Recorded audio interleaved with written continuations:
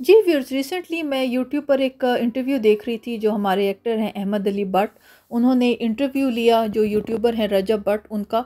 और इंटरव्यू में रजब बट ने एक स्टांस रखा, मैं उसको थोड़ा सा हाईलाइट करना चाहूँगी। रजब बट ने अपने इंटरव्यू में कहा कि हम पर सोशल मीडिया पे मौजूद टिकटॉकर्स और यूट्यूबर्स पर जब तनकीद होती है, जब क्रिटिसिज्म होता है, तो हम पर बात करने वाले अपने चैनल या अपने वीडियो की मोनेटाइजेशन ऑफ क्यों नहीं कर देते। क्यों हम पर तनकीद के साथ साथ पैसे कमाए जाते हैं और अपनी वीडियो की चैनल की मोनेटाइजेशन ऑफ करके बात करें। उनका स्टांस ये था, नज़रिया ये था कि ये सिर्फ़ एक पैसा कमाने का ज़रिया है। जो मशहूर हो जाता है, जो फ़ेमस हो जाता है या जो हॉट टॉपिक होता है सोसाइटी में, उस पर बात की जाती है ताकि पैसे कमाए जाएँ। तो मैं इस पॉइंट को हाईलाइट करना चाहती थी। इसको पॉइंट को आगे चल के वीडियो में एक्सप्लेन करूँगी और उम्मीद है कि मेरी आज की वीडियो कुछ हद तक आप लोगों के दिल दिमाग से ज़रूर गुजरेगी। इस पे सोचिएगा ज़रूर। मेरी वीडियो एंड तक कंप्लीट देखिएगा।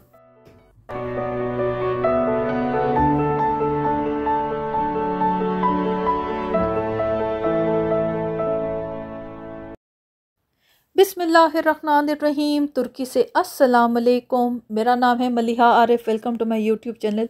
व्यूअर्स, मुझ पर बात करने वाले अक्सर ये बात करते हैं, कभी ऑन एंड ऑफ मेरा दिल करता है तो मैं बिल्कुल सोशल मीडिया या जो हमारी सोसाइटी में डिफरेंट टॉपिक्स होते हैं उस पर बात करती हूँ। मुझे होता है कि मुझे बात करनी चाहिए। कहने को बात की जाती है अक्सर कि हम रिएक्शन चैनल नहीं हैं, हम एक नॉर्मल यूट्यूबर्स हैं, तो हम इन टॉपिक्स पे क्यों बात करते हैं या क्यों डिस्कस करते हैं। देखें, फ़र्स्ट ऑफ़ ऑल तो एक सिंपल जवाब इस बात का ये है कि ये मेरा अपना यूट्यूब चैनल है, मेरी मर्ज़ी मैं इस पे जो बात करूँ, नंबर वन। नंबर टू ये कि हर एक इंसान अपनी कैपेसिटी में क्या कंट्रीब्यूट कर सकता है। कल का ना को अगर मुझसे सवाल किया जाए कि अगर मुझे छोटा सा एक छोटी कैपेसिटी में भी एक प्लेटफॉर्म अवेलेबल था, तो क्या मैंने कभी कोई आवाज़ उठाई या कभी किसी बात को मैंने गलत या बुरा कहा, या मैं चुप करके बैठी रही और जस्ट एक वेट एंड वॉच वाला मेरा एक रूल था। तो एटलीस्ट मेरे पास इतना कहने को तो कुछ होना चाहिए कि मैंने अगर कोई बुराई या कोई गलत काम देखा तो मैंने उस पर आवाज़ उठाई अपनी कैपेसिटी में। तो ये मेरा जवाब है।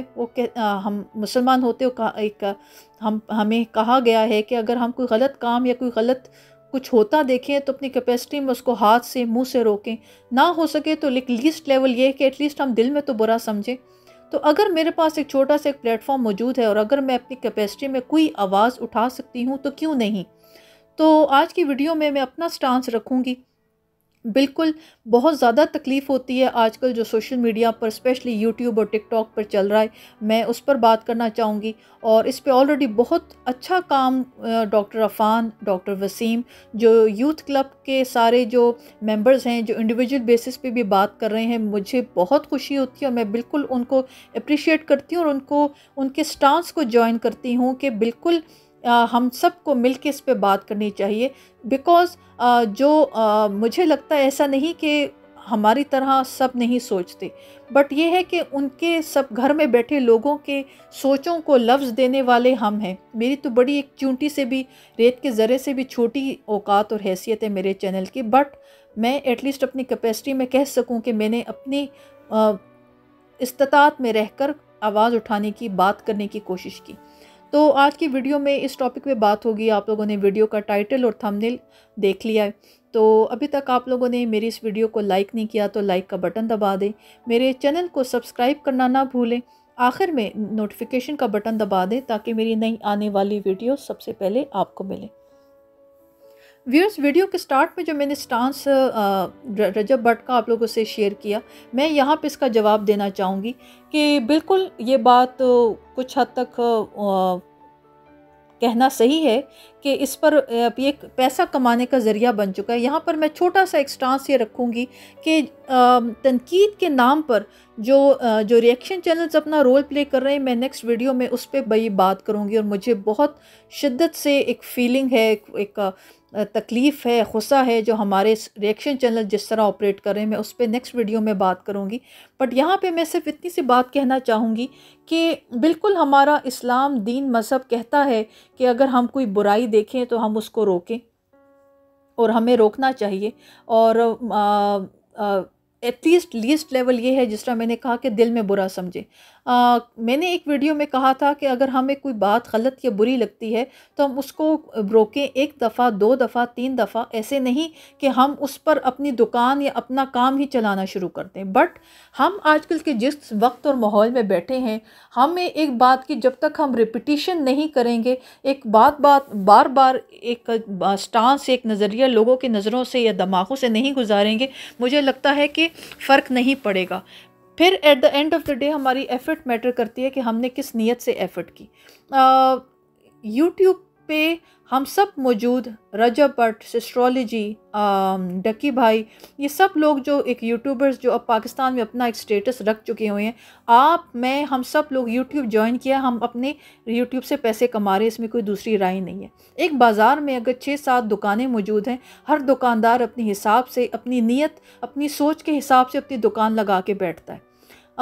उस पर है, दुकानदार पर है कि वो क्या बेच रहा है। अगर आप लोग वल्गैरिटी और फैमिली व्लॉगिंग के नाम पर गंद बेच रहे हैं तो ये आप लोगों की चॉइस है। हम लोग आप लोगों पर तनकीद करके अगर दुनिया के या लोगों के या सोसाइटी या दिमागों से कुछ एक नज़रिया या सोच गुजारना चाहते हैं, ये हमारी चॉइस है। आप इस पर हमें डिक्टेट नहीं कर सकते कि हम अपने चैनल की मोनेटाइजेशन ऑफ करके आपसे बात करें। देखें, बात तो हो ही नहीं रही कि यूट्यूब से पैसे नहीं कमाए जाते। हम सब लोग, या जो भी ईंट या पत्थर उठाया जाए उसके नीचे से आजकल हर यूट्यूबर और टिकटॉकर और सो कॉल्ड इन्फ्लुएंसर निकल रहा है, बात ऐसी ही है। बट ये हमारी इंडिविजुअल चॉइस है कि हम ये अपने यूट्यूब से या हमारा सोर्स ऑफ इनकम किस नेचर का होगा। हम हक हलाल कमाएंगे, कहने को ये डिबेट अलग आ जाती है कि यूट्यूब पर जिस तरह की काम हो रहा है उसकी सोर्स ऑफ इनकम हलाल हराम नहीं है। मैं रिलीजियस डिबेट में नहीं जाऊंगी, बट बात बताने का मकसद है कि ये मेरी इंडिविजुअल चॉइस है, मलिहा आरिफ की इंडिविजुअल चॉइस है कि वो यूट्यूब से किस नेचर के, किस नोयत के पैसे कमाना चाहती है। मैं अपने अल्लाह ताला को जवाबदेह होना चाहती हूँ कि अगर मेरे पास एक चूंटी के, एक रेत के ज़र्रे के बराबर भी कोई प्लेटफॉर्म अवेलेबल था तो मैंने अपनी कैपेसिटी में रहकर बात की। तो ये मेरा जवाब है जो उन्होंने अपना स्टांस रखा। मैं आप लोगों से कुछ वीडियोस, कुछ छोटे से कुछ क्लिप्स शेयर करना चाहूँगी। वो क्लिप्स आप लोग देखें, उसके बाद मैं आगे अपनी बात कंटिन्यू करती हूँ।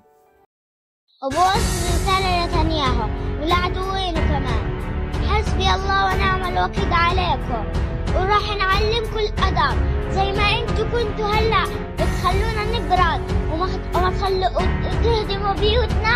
احنا حنوريكم نحن لن نستسلم، ننتصر او نمت او لن نظن انها النهاية. سنقابل الجيل القادم والاجيال القادمة.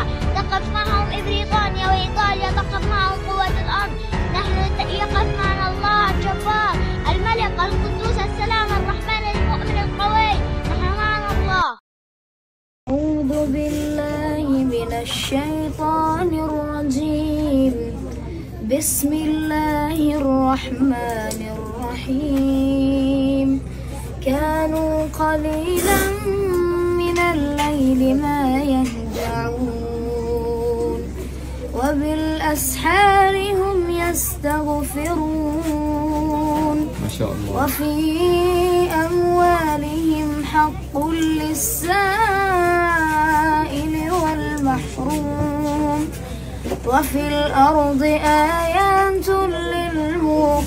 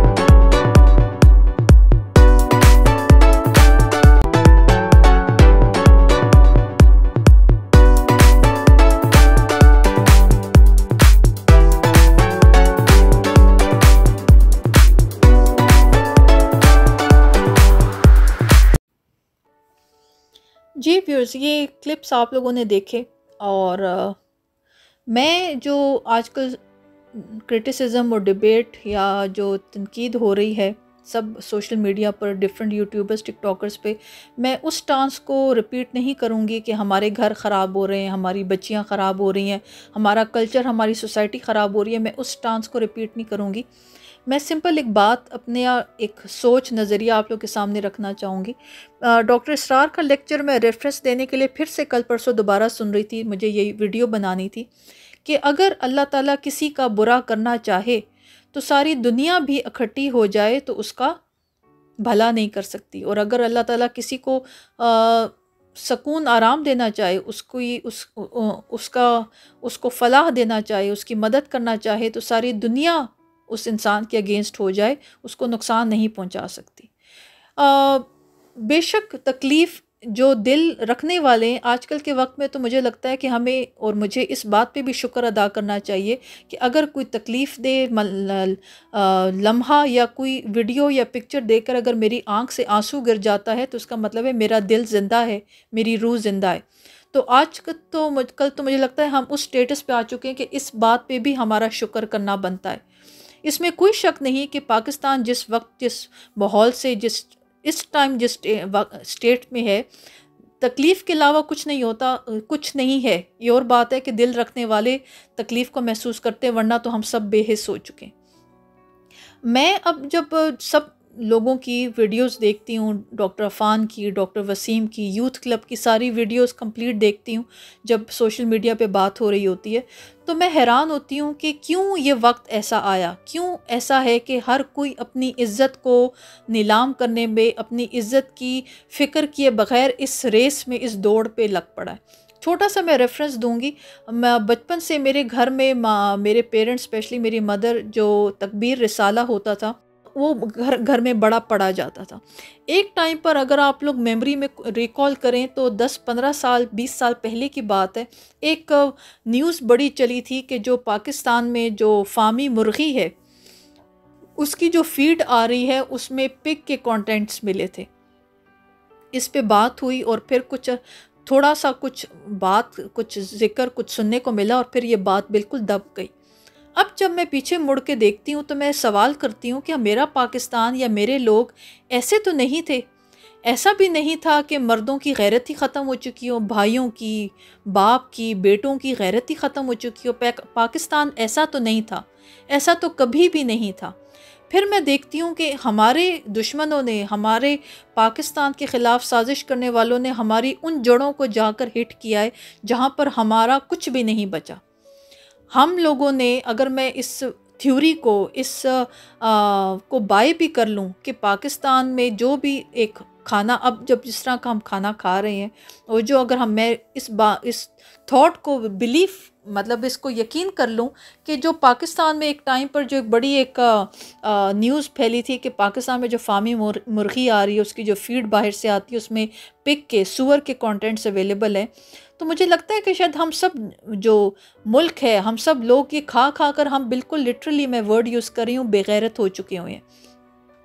मैंने कहा कि अगर कोई अल्लाह ताला किसी का फलाह करना चाहिए, मैं बिल्कुल उन एफ़र्ट्स पे दिल से तकलीफ़ समझती हूँ। अक्सर बात करने वाले, उनकी आंखों से तकलीफ़ नज़र आ रही होती है कुछ के, और कुछ को लग रहा होता है कि सिर्फ वो ऊपर से बात कर रहे हैं, पर तनकीद फिर भी हो रही होती है। मैं उस तकलीफ़ का अंदाज़ा कर सकती हूँ अगर वाकई हम पाकिस्तान से मोहब्बत करते हैं। पाकिस्तान से दूर बैठ के ये मोहब्बत और ज़्यादा बढ़ जाती है और ज़्यादा हो जाती है। पर मुझे लगता है कि पाकिस्तान की तबाही इसी तरह ही होनी थी। मैं बड़े खुले लफ्ज़ों में ये बात कर रही हूँ। मुझे लगता है पाकिस्तान ने ऐसे ही होना था। मैं अपनी एक वीडियो में जहाँ पे मैंने फ़लस्तीन पे बात की थी, तो मैंने कहा था, अभी मैंने कुछ आप लोग से क्लिप्स शेयर किए फ़लस्तीन के बच्चों के, वहाँ का वो भी बच्चे हैं, और पाकिस्तान में जो बच्चे हैं ये बच्चे ही हैं, मुसलमान ही हैं। पर क्यों इतना फ़र्क है? फ़लस्तीन में जब वो वक्त और टाइम आया तो एक टाइम पर शुरू में मैं बहुत डिस्टर्ब थी कि अल्लाह ताला ने ऐसा क्यों किया। इवन नमाज में दुआ करते हुए भी अल्लाह ताला से बात हुई कि अल्लाह, वो तेरा नाम लेने वाले, तुझ पर यकीन करने वाले, तेरे ऊपर सब कुछ भरोसा करने वाले, तूने उन पर इतनी आजमाइश क्यों डाली? मैंने लास्ट भी अपनी एक वीडियो में बात ये कही थी, मेरे यूट्यूब चैनल पे वो वीडियो मौजूद है जहाँ मैंने फ़लस्तीन पे बात की, और आज ये फिर ये बात रिपीट कर रही हूँ कि फ़लस्तीन में जो कुछ हुआ और जो कुछ हो रहा है, अल्लाह ताला ने वहाँ पे मौजूद मुसलमानों को फिर ये लिटरली उनको अपने पास जन्नत में बुलाकर उनको की तो सारी तकलीफ़ें ख़त्म कर दी। ये तकलीफ़, ये आजमाइश हमारी नज़र दीवार से आर पार नहीं देख सकती, तो हम आगे वाला वक्त कैसे देख सकते हैं। मैंने अल्लाह ताला से सवाल किया था कि अल्लाह इतनी बेबसी, इतनी इतनी लाचारी क्यों है कि चाह के भी मैं कुछ नहीं कर सकती। मैं माँ हूँ, 3 बच्चों की माँ हूँ, मैं अपने 3 बच्चों को घर छोड़कर वहाँ फ़लस्तीन लोगों की मदद के लिए नहीं जा सकती। पर मुझे लगता है कि अल्लाह ताला ने उन लोगों को अपने पास बुलाना था, अपने पास संभाल कर रखना था। ये हमारी नज़रों को सिर्फ नज़र आ रहा कि वो तकलीफ़ में हैं, मुश्किल में हैं, पर एक लम्हा जब उनकी आंख बंद होती है, उनकी सांस बंद होती है, तो जहाँ एक पाँव उनका हमारी इस दुनिया में है, दूसरा पाँव जन्नत में मौजूद होता है। बट जो सब कुछ फ़लस्तीन में हुआ, जो हो रहा है, ये हमारा इम्तिहान है। हम मुसलमानों का, हम सब जो मुस्लिम कंट्रीज़ हैं, ये हमारा इम्तिहान है। हम बात करते हैं कि पाकिस्तान अल्लाह के नाम पर हासिल हुआ, अल्लाह के नाम पर ये बना।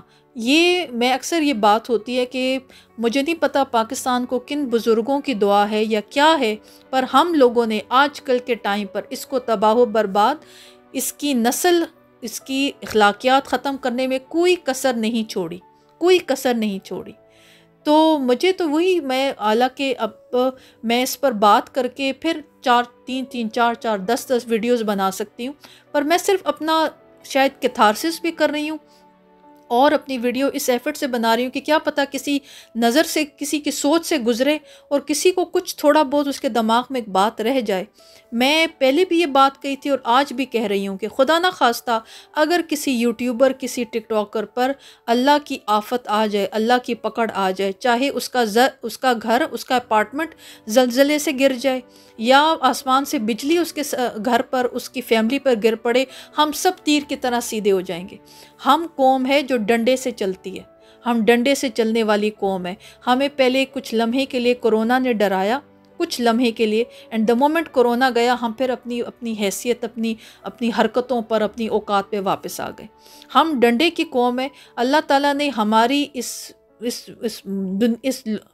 मुल्क की, इस लोगों की तबाही ऐसे ही लिखी थी कि हम अखलाकियात में, इंसानियत में इस हद तक गिर जाएं कि हमारा कुछ भी ना बचे।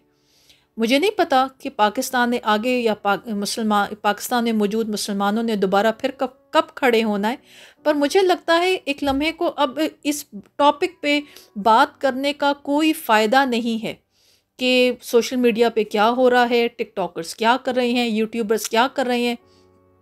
ये वैसे ही है कि एक अंधे के सामने बीन बजाई जाए या अंधे को कहा जाए कि देखो ये नज़ारा कितना खूबसूरत है।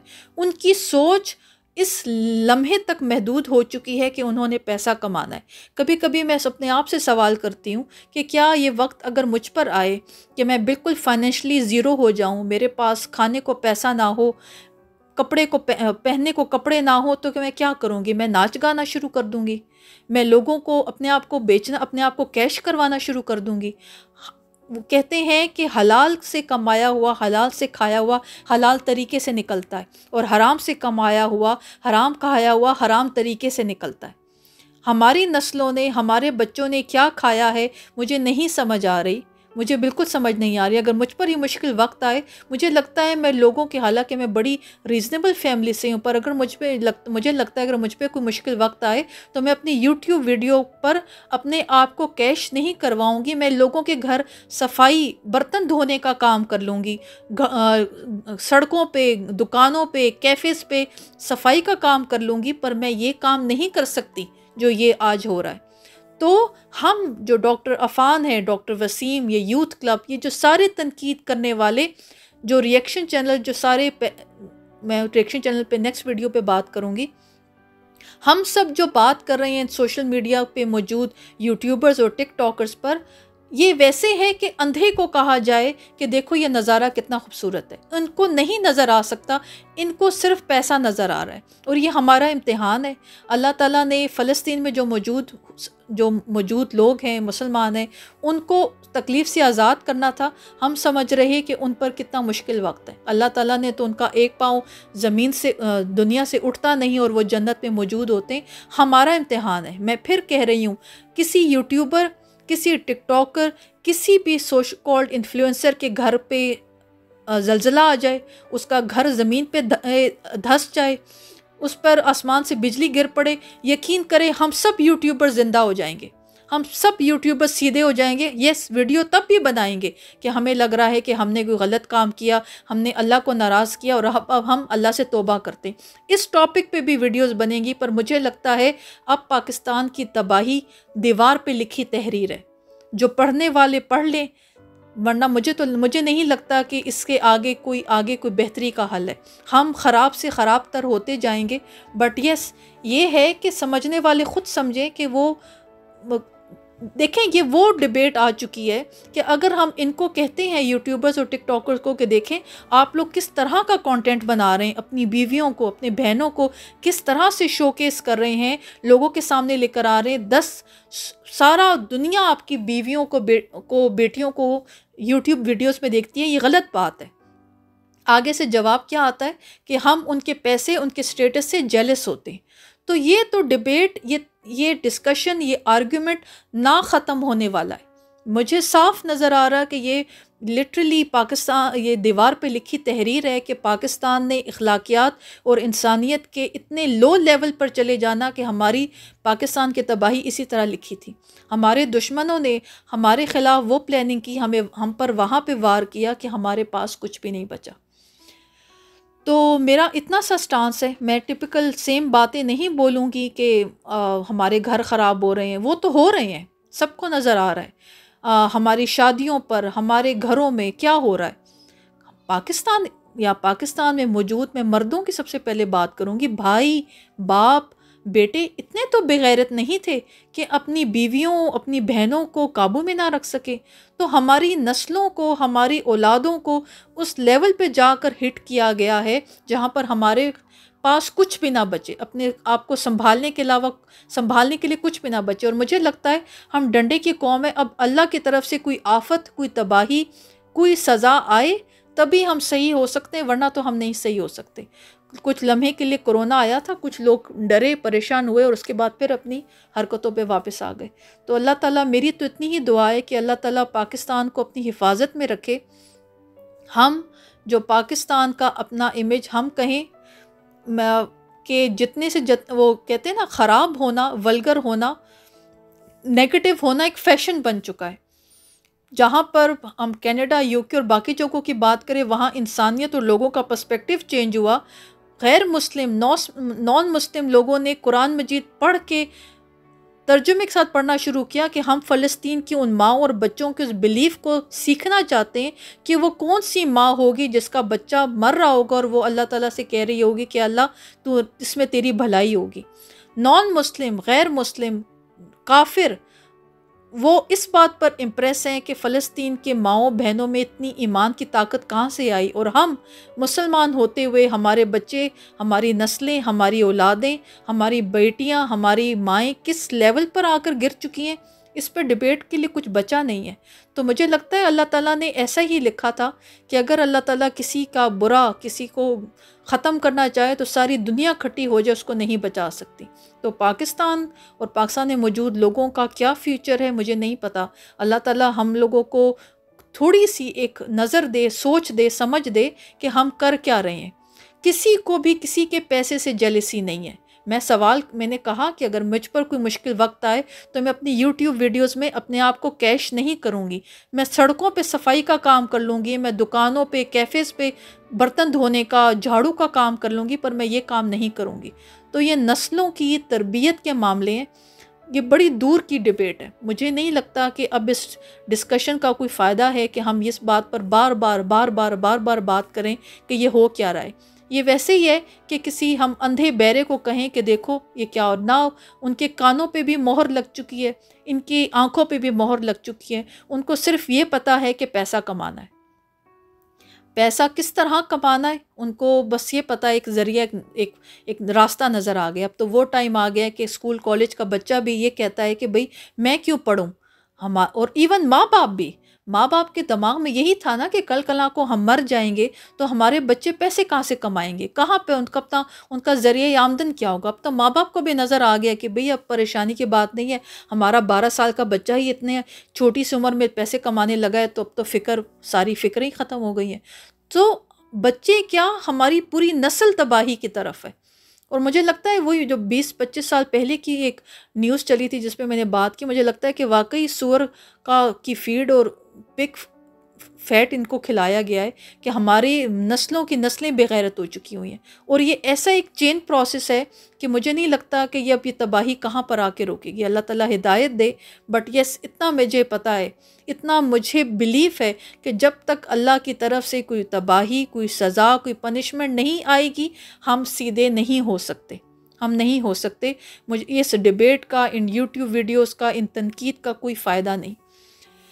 तो ये मेरा आज का स्टांस था। जब इस तरह बात करते हैं तो यकीन करें दिल हल्का होता है और लगता है कि आगे आपने कहीं स्पेस में जाकर अपनी बात दिल से निकाल कर फेंक दी। क्या पता किसी की तो सोच से गुजरेगी ये बात, कहीं तो कोई दिल दिमाग इस बात पर सोचेगा कि हो क्या रहा है। तो अल्लाह ताला हिदायत दे हम सबको। स्पेशली मैं ये कहूँगी हमारे मर्दों को, भाइयों को, बापों को, बेटों को अल्लाह ताला हिदायत दे। बिकॉज़ ये उनकी रिस्पॉन्सिबिलिटी थी अपने घरों को, चीज़ों को ऑन ट्रैक रखना। अब तो उन्हीं की सुपरविजन में ये सब कुछ हो रहा है, तो बंदा गिला किससे करे। अगर हम किसी यूट्यूबर को कहते हैं, खातून को, तो वो कहती है भाई मैं अपने शोहर की मर्ज़ी से कर रही हूँ, हु आर यू। किसी बेटे को कहा जाता है, वो कहता है भाई मैं अपने बाप की मर्ज़ी से कर रहा हूँ, हु आर यू। तो नस्लों की नस्लें बर्बाद हुई हैं और हो रही हैं। अल्लाह ताला पाकिस्तान को अपनी ख़ास हिफाजत में रखे, अल्लाह ताला अपना ख़ास करम करे। मुझे नहीं पता किन बुज़ुर्गों की दुआ है कि पाकिस्तान अब तक अपने पाँव पे खड़ा है, वरना हमने कोई कसर नहीं छोड़ी। हम कहते हैं कि जी जैसे हुक्मरान होते हैं वैसी आवाम होती है। No, it's wrong. मैं इस टाइम टर्की में मौजूद हूँ। यहाँ पे मोस्टली अकेले अपने बच्चों के साथ होती हूँ, बिकॉज़ मैं अपने हस्बैंड बिज़नेस सिलसिले में दुबई, पाकिस्तान आते जाते रहते हैं। इस पे फिर कभी यूट्यूब वीडियोस पे बात होगी। यहाँ की माओं ने कुछ खाया है कि मर्द पैदा किए। मैं ये बात ज़्यादा डिटेल, मतलब लिटरली इतनी इज़्ज़त, इतना एहतराम लोगों की नज़र में। ऐसा नहीं है कि गंद यहाँ पे नहीं है, वल्गैरिटी या गंद यहाँ पे नहीं, बिल्कुल है। पर नॉर्मल अगर हम फैमिली कल्चर या सिस्टम देखें तो पाकिस्तान और टर्की ज़मीन आसमान का फ़र्क है। हमारी नस्लों को बर्बाद किया गया। हमें उस पॉइंट पर हिट किया गया कि हम अपने भी काबिल नहीं रहे, हम अपने ख़ुद के काबिल भी नहीं रहे। और ये रिमार्क देना गलत है कि जी जैसे हुक्मरान है तो वैसे ही अवाम होती है, जैसे अवाम होती है वैसे हुक्मरान होते हैं। हमारा सब कुछ ख़त्म किया गया। अल्लाह ताला पाकिस्तान को अपनी हिफाजत में रखे। मेरी पाकिस्तान के लिए दिल से दुआएं हैं। बाकी सिंपल मेरा सब को तनकीद करने वालों को यही मैसेज है कि मुझे नहीं लगता कि अब इन बातों का कोई फ़ायदा है। ये आँखों पे मोहर लग चुकी है, कानों पे मोहर लग चुकी है, दिलों पे मोहर लग चुकी है, सोचों पे मोहर लग चुकी है। इनको कुछ समझ नज़र नहीं आ रहा। सिंपल एक बात है कि अगर हम बात कर रहे हैं तो हम इनसे जेलस हो रहे हैं, हम इनके स्टेटस से, हम इनके पैसे से जेलस हो रहे हैं। सो फिर बात कहीं आके ख़त्म नहीं होती। वो एक सर्कल है, लूप है, वहाँ पे जाकर फिर बात आके स्टक हो जाती है। तो अल्लाह ताला हिदायत दे सबको। ये मेरे आज का टॉपिक था। मैं बड़े बातें होती हैं जहाँ दिल से गुस्सा निकल रहा होता है और बात करनी होती है अपने आप को कंफर्टेबल करने के लिए। मैं फिर कह रही हूँ कि स्पेस में एक बात छोड़ देनी, क्या पता किसी की नज़रों से, किसी की सोच से ये बात गुजरे। मेरी आज की वीडियो आप लोगों को पसंद आई हो, please don't forget to give the thumbs up. Do subscribe my channel and share my content with your friends and family. Thank you so much for watching. See you all in my next video. Allah Hafiz.